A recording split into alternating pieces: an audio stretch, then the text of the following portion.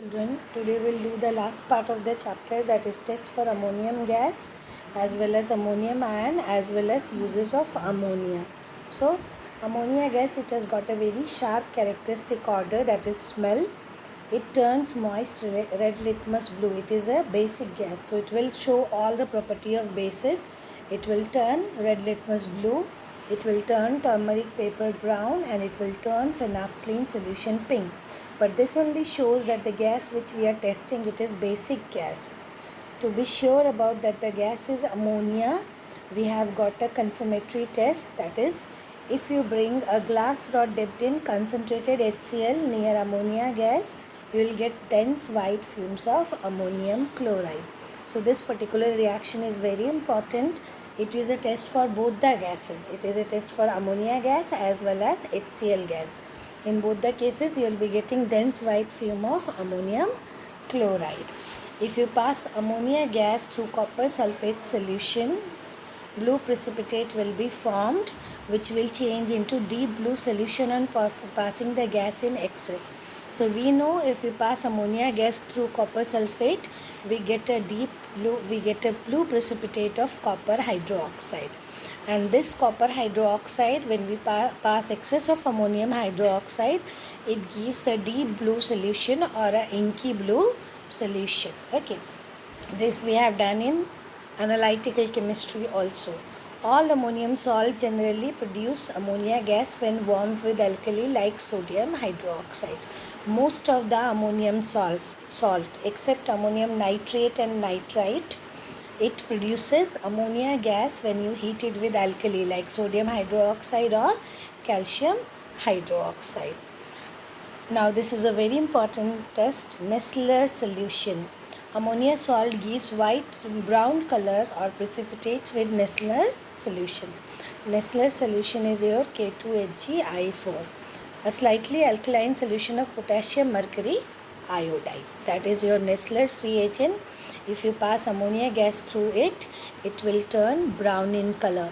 So we have got these tests for ammonia. So if it is asked in exam, you can write Nessler's reagent test. That Nessler's reagent, it turns brown in color when ammonia gas is passed. And this one also very important test. When you bring a rod dipped in concentrated HCl, you get white fumes of NH4Cl. Now we will talk about uses of ammonia. So ammonia, liquid ammonia, it is used as a refrigerant in ice plant.